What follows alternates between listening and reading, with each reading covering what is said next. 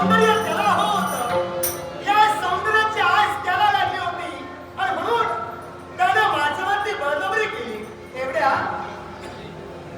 हे देव माणूस म्हणतात आणि या परोपकारी माणसानं या तुमच्या कन्येचं संरक्षण केलं. म्हणजे केवळ यक्षस्वरूपी संकट तुझ्या मित्रासमोर उभं राहिलं आणि त्या संकटाचं निवारण या युवकानं केलं. एवढंच नाही तर ज्या क्षणी पार्वती मातेच्या मुखातून शब्द बाहेर पडले, माझ्या देहाला साजेल शोभेल असा पराक्रमी मी जोडीदार म्हणून तुम्हाला लावणार आहे, ते शब्द मला आठवले आणि म्हणूनच कोणत्याही गोष्टीचा विचार न करता प्रेमाचं प्रेमपुष्प मी यांच्यातील मी अर्पण केलं. म्हणजे साक्षात विश्वाची आदिमाया, त्या आदिमाया जो तुला आशीर्वाद दिला, तो आशीर्वाद कुठेतरी सत्यात उतरवण्यासाठी केवळ प्रेमही तुम्हाला उधार झालं. आणि मी ठरविलंय काय ठरविलं? मी लग्न करेन ना तर फक्त यांच्याशीच करणार आहे. निर्णय करायचा, हो, मला लग्न करायचंय. निर्णय घेतला. हो, हे सौंदर्य मला हवंय, पण मग ती मला तुमची हवी. लग्न तुला करायचं. हो, वचन तू त्याला दिलंय. मग दोघांची ओळख झालेली आहे. ना? काय माहिती का? वचन तू त्याला दिलं, त्यानं तुझ्या प्रेमाचा स्वीकार केला, त्याची तुझी ओळखी झाली. हो, माझी ओळख अजून झालेली नाही. पाप या नात्यानं माझी काही कर्तव्य आहे, ती कर्तव्य आता मला पूर्ण करायची आहे. उपस्थित आमचे परमित्र आनंदराव, ज्या माझ्या कन्येच्या शिराचं संरक्षण तुम्ही केला, तुमची आमची ओळखी अद्याप नाही. पण माझ्या कन्येचं संरक्षण तुम्ही केला म्हणून पहिला प्रथम धन्यवाद आम्ही तुम्हाला देतो. एका स्त्रीचं आम्ही रक्षण केलं आणि त्याकरिता आत्मयातेनं तुम्ही आमच्या धन्यता देतोय. तुम्ही ना, मग मला आता ऐकायचं आहे, आपण नेमके कोण आहात, आपलं नेमकं वास्तव्य कुठं आहे, हे आता मला ऐकायचं आहे. आणि माझा परिचय आपल्याला हवाय. कन्येला सर्व वृत्तांत आपल्या कन्येने आपल्याला कथन केला पूर्ण कथन केलं. आणि माझी ओळखी करून देण्यासाठी मग एकदा म्हणतो, मी सुद्धा तुम्ही सर्वसामान्य सामान्य. ज्याला या विश्वाच्या ठाई मेघनाथ म्हणून संबोधलं जातं, एवढंच नव्हे, ज्याला इंद्राला सुद्धा जिंकलं म्हणून ज्याला इंद्रजित म्हटलं गेलं, तो लंकाधीश रावण यांचा पुत्र मेघनाथ.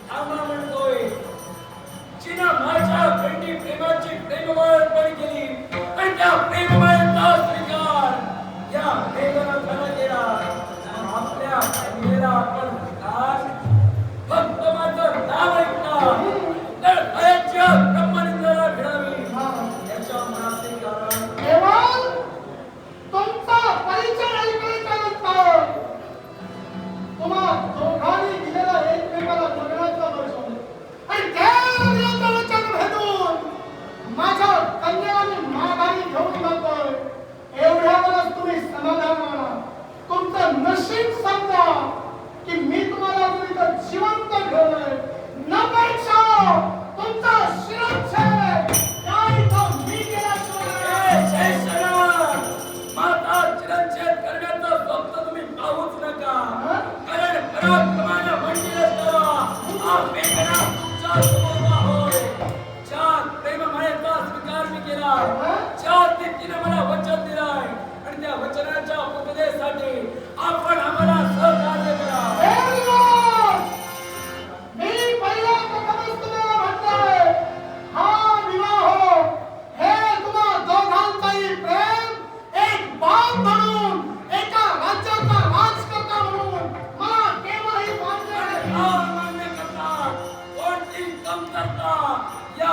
नाताना आपल्याला भासते आणि म्हणूनच विवाहासाठी तुम्ही नकार देता.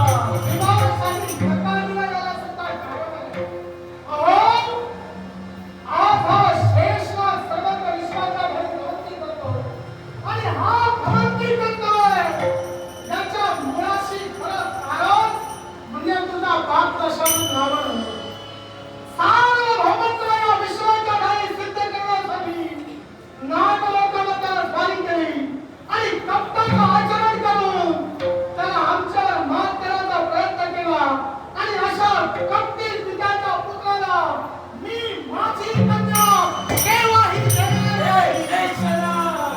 ज्या माझ्या पित्यानं आपल्याला जिंकलंय त्याचा पुत्र आपल्या कन्येचा हात मागतोय. अर्थात आमच्या बरोबरी करण्याची संधी मी तुम्हाला करायची नाही. मागून मान घेणारा हा श्रेष्ठ नव्हे. मी माझं अस्तित्व स्वतःच्या पराक्रमाने निर्माण करतो आणि आतापर्यंत निर्माण करून मी ते वेळोवेळी सिद्ध केले आहे. अहो, मागून मान घ्यायची सवय करायची तुम्हाला असेल पण या शेषाला नाही. एक बाण सोडून मी हा विवाह होऊ देणारच नाही. श्रेष्ठ आम्हाला सुद्धा मागून काही मिळालं नाहीये. स्वतःच्या पराक्रमाने आम्ही ते मिळवला. याच्यासाठी बोलताना विचार करा. ज्याप्रमाणे तुम्ही सुद्धा मिळवलं त्याप्रमाणे आम्ही सुद्धा मिळवलंय. मागायला कोणाकडे आम्ही गेलो नव्हतो. मिळवला होय, मिळवलं तुम्ही पण ते सुद्धा अधर्मानंच तुम्ही मिळवलेला लोकमात्र झाली देवा. बोलण्याचा अर्थ नेमका तुम्हाला कळत नाहीये की तुम्हाला आता आठवत नाही. पण कोणत्या विषयावर तुम्ही म्हणता हा हे कळण्यासाठी मध्ये अर्थ विचार. कारण आहे तुम्ही एकच धर्म केलेला नाही, तुम्ही अनेक धर्म केलेले आहे. त्यामुळे मी नेमकं कोणत्या धर्माबाबतीत बोलतो तुम्हाला ते आता आठवत नाही. मग कोणत्या अधर्माबाबतीत बोलतात ते स्पष्ट ते आता करा. स्पष्टच करून देणार आहे. आता या रणरांगणात जर तुम्ही उभे राहिले असाल आणि प्रेमासाठी जर तुम्ही न्याय जर माझ्याकडे मागत असाल तर न्यायदान आता मी तुम्हाला करणारच आहे. राजकर्ता म्हणून नव्हे, एक पाप म्हणून न्यायदान करणार आहे तो. मला सांगा हो, एका ब्राह्मणी घराण्यात तुमचा जन्म झाला. निश्चितच होय ना? मग ब्राह्मण घराण्यात जन्म झाल्याच्या नंतर मला सांगा तुमची कुलदेवता कोण? माझी कुलदेवता आणि आम्ही अधर्म केला यात साम्य तरी काय? साम्य काय आहे ते मी तुम्हाला सांगणारच आहे. तुमची कुलदेवता कोण हे पहिला मी तुम्ही स्पष्ट करा. पण आमची कुलदेवता जाणून तुम्हाला काय साध्य करायचं आहे? तुम्हाला आता आठवत नाहीये का की भक्ती करणं तुम्ही आता सोडून दिलं? पूर्णतः जाणतोय. कुलदेवतेची भक्ती करणं सोडून दिल्यामुळं कदाचित कुलदेवतेचं नाव सुद्धा तुम्हाला आता आठवत नसणार. आम्ही आमच्या कुलदेवतेची भक्ती सोडलेली नाहीये. हो. नित्यशा त्या देवीच्या भक्तीत हा मेघनाथ तत्पर असतो. मग कदाचित पापी तोंडात तुमच्या कुलदेवतेचं नाव येऊ नये म्हणून तुम्ही प्रयत्न करता असं म्हणा. ज्या कुलदेवते बाबतीत विचारतात पण कोणाचा मतदार्थ तुम्हाला स्पष्ट करायचं हे कळेल का? तुमच्या कुलदेवतेचं नाव तुम्ही सांगा. मला नेमकं काय म्हणायचंय मी तुम्हाला स्पष्ट करून देणार. म्हणजे माझ्या कुलदेवतेचं नाव जाणून घेतल्यानंतर मुद्दा पूर्णपणे तुम्ही स्पष्ट करणार पूर्णपणे मी स्पष्टच करणार. आणि हे जाणून घेतल्याच्या नंतर बाजू मात्र मानू नका. मी बाजू फक्त मांडण्याचा प्रयत्न करतो कारण बाजू मारणं माझ्या रक्तात नाही. तुमच्या रक्तात काय आहे आणि काय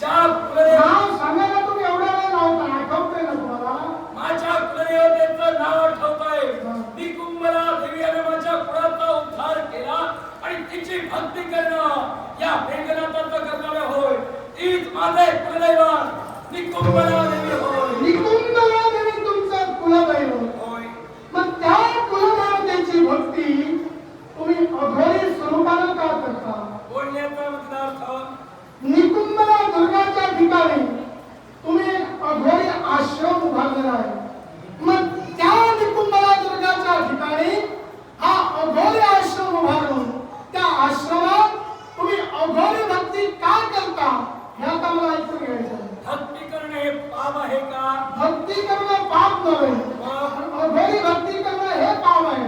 तुम्ही ब्राह्मण आहात ना, निश्चित धर्माचे पुरस करते ना, होय. मग हा अधर्म तुम्ही काय करता? याला अधर्म म्हणू नका. मग? कारण भक्तीत याची गणना सुद्धा केली जाते हा? आणि म्हणूनच मी भक्ती करतोय. भक्ती तुम्ही करता, भक्ती याची गणना होते, पण ही स्वार्थी भक्ती आहे.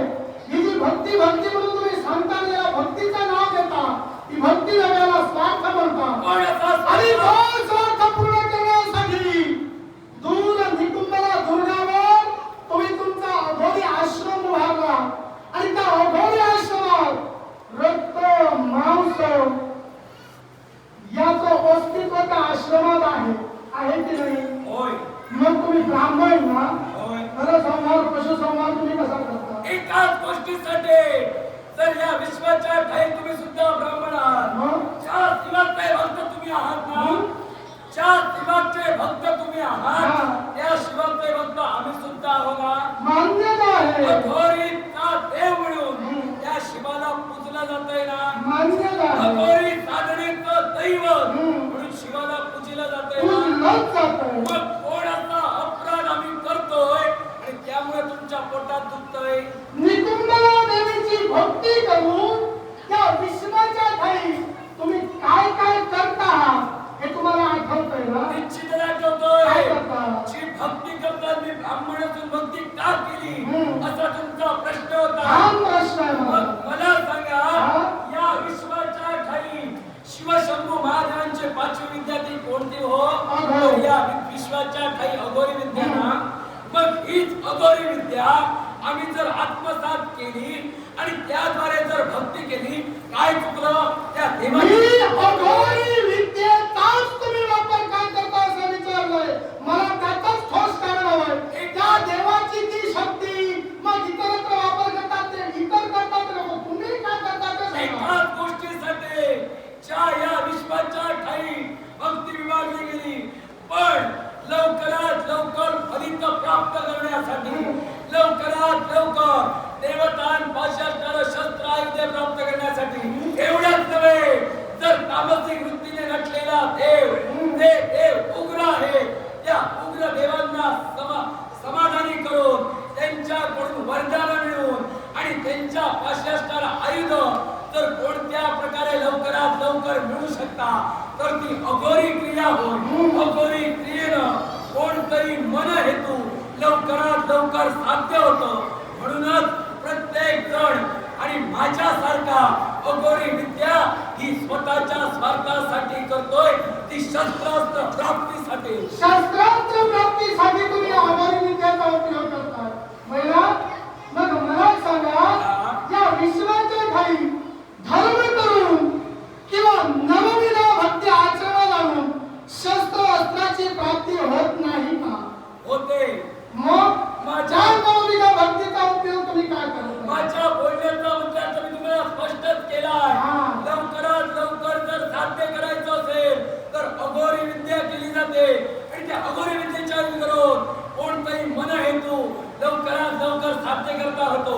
कारण ज्या नरबळी दिले जातात, अनेक प्रकारचे बळी देऊन, अनेक प्रकारचे तामसिक कृत्य करून देवाला प्रसन्न करून घेतलं जातं आणि याच अघोरी विद्येच्या ठाई लवकरात लवकर फळ साध्य होतात. म्हणून अघोरी विद्या आत्मसात करतो. एखादी गोष्ट या विश्वाच्या ठाई लवकरात लवकर का मिळवली जाते याच्या मागचं खरं कारण माहिती आहे का?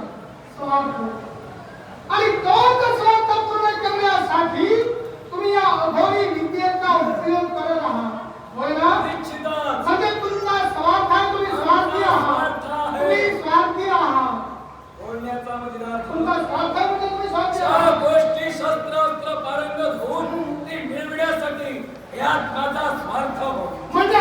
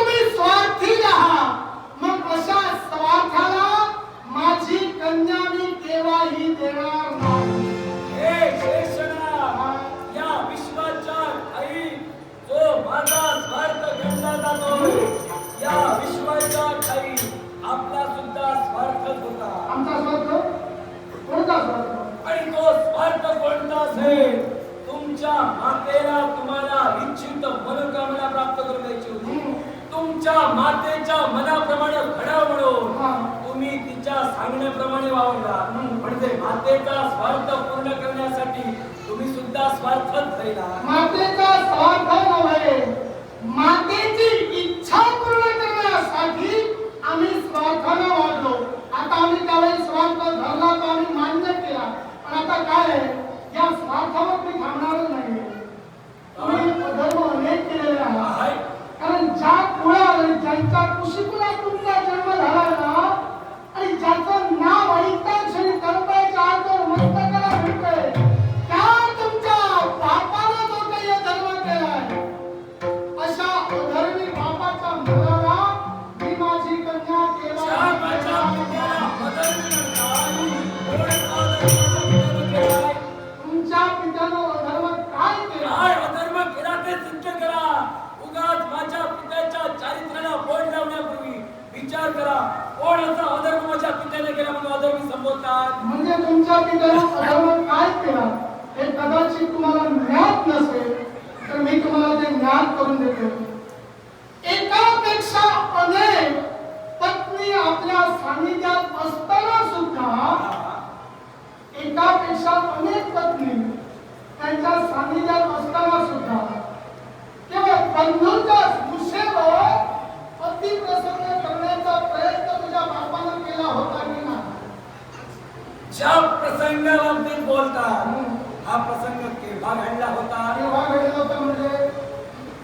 ज्या प्रसंग तुम्ही निर्माण करता, जो अधर्म तुम्ही कथन करता, नरकुबेराच्या पत्नी बाबतीत तुमचे उच्चार निश्चितच योग्य तेच जाणलं. हा.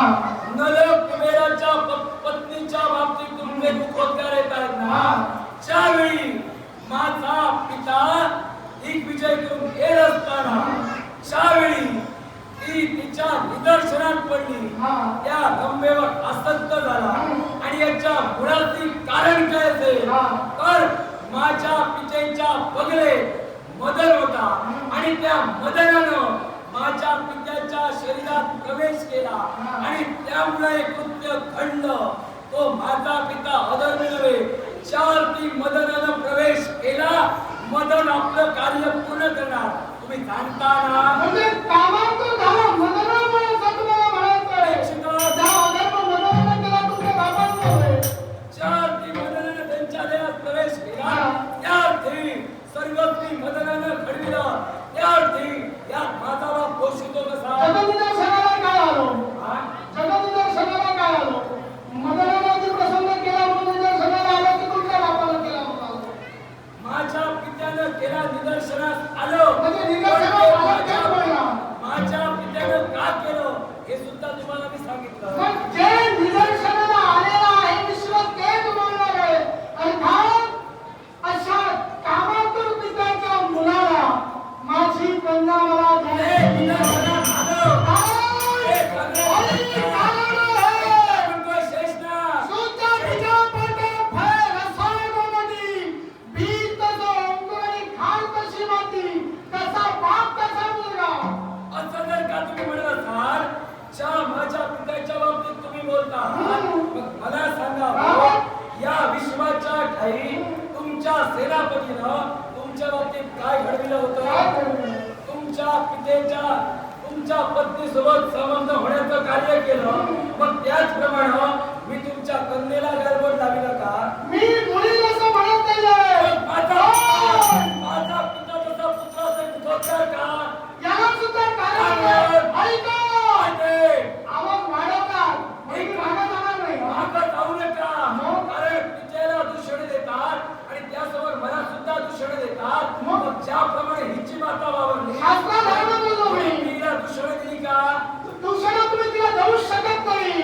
अहो, जिथं तुम्ही अधर्मी आहात आणि अशा अधर्माबरोबर आता मला बोलायचं नाही आणि तुमचा अधर्म वेळोवेळी विश्वासावर उघड झालेला आहे आणि अशा अधर्म्यासमोर मला आता भाकर बोलायचं ज्यावेळी आहे. तुमचं पितं उघडं पडू लागलं, त्यावेळी तुम्हाला अधर्म आठवला. आता उघड. ज्यावेळी सेनापती समवेत हिची पत्नी समग्न व्हायची, त्यासाठी तुमची पत्नी शेखनाथ तुमची पत्नी आणि त्या पत्नीच्या साठी तुम्ही त्या सेनापतीला मृत्युमुखी पाडला. तुमच्या पत्नीला शासन का नाही घडविला? म्हणजे आता तुमचं असं म्हणणं आहे, बीज तसा अंकुर खात तशी माती. म्हणजे मी करेन की माझी कन्या करेन की प्रेम थोडा मागे सत्य व्हायचो. म्हणजे मी पावती माझी कन्या पावती होय ना. हे प्रेम तुम्ही कशाला करता शांत व्हायचो. ते मला मान्य आहे की मी करतोय. हा? ज्यावरती माझ्या पित्याला मान्य होतं ते मी केलं. होय ना? त्यावरती तुम्हाला मान्य असेल की ती मग तुम्ही करेल. हा धर्म केलेला मला मान्य नाही आणि हे लग्न मला मान्य नाही म्हणून मी याला विरोध करतो. मग माझं काय चुकलो? जर तुम्ही विरोध करत असाल, तिनं मला वचन दिलंय आणि वचनाच्या मुखापासून तो उठलाच पाहिजे. तिचं वचन म्हणजे विश्वाचा आधार नव्हे. तिचं वचन म्हणजे सर्वस्व नव्हे. माझ्या कुळाच्या स्वाभिमानासाठी मी हे अधर्म होऊ देणार नाही. हे शेषना, कुणासमोर बोलतायचा विचार करा. विचार अगोदरच ज्या करा. माझ्या पित्यानं, ज्या पार्वती मातेला शिवशंभू शंकरांच्या नजरेसमोर घेऊन गेला होता, त्याचाच पुत्र हा मेघनाथ तुमच्या समोर आहे. तूच तुमच्या का? ऐका, तुमच्या समोर हिला घेऊन जायला मागं पुढं पाहण्याला मेघनाथ आणि नाही. कोलकाता गेलो. या शेषाला मात करून हिला तू घेऊन जातो आता मला पाहायचं आहे. आणि तेच जर का पाहायचं असेल, तुमच्या समोर मेघनाथ होय. अजूनही सांगतोय, माझा स्वामी करा म्हणतोय. प्रयत्नाची पराकाष्ठा कर. पण तुझा प्रयत्न यशापर्यंत मी पोहोचू देणार नाही. माझे प्रयत्न यशाप्रमाणे कोणत्या प्रकारे न्यावे हा मेघनाथ पूर्णपणे जाणतोय. आणि वितंडवाद निर्माण करण्यापेक्षा ज्या आमची बराबरी करण्याची संधी तुम्हाला हा मेघनाथ देतोय, ती स्वाधीन करा. मी पहिला प्रथमच म्हटलं मी मागून माग मिळवत नाही. आणि दानशाही रणनीती शस्त्र घेऊन हा शेष धावला आहे. आणि तुम्ही जर का आधी शस्त्राला शस्त्र विकत केलं, तुमच्यावर ना हा मेघनाथ हाय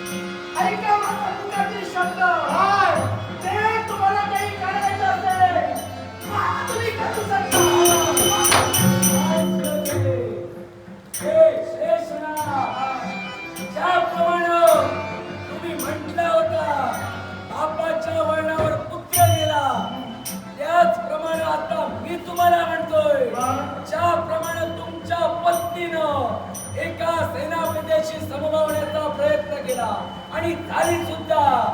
ती तुमची जशी खाण, जशी म्हणजे तुमची पत्नी, जशी ती खाण तसं ते अंकुर उगवले. लक्षात ठेवा.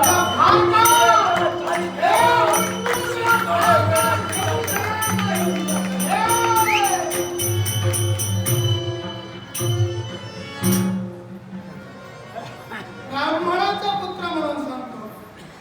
आणि असं असून सुद्धा अधर्माने वागलास, वाईट त्या गोष्टीचं वाटलं नाही, पण जिला लहानाची मोठी केली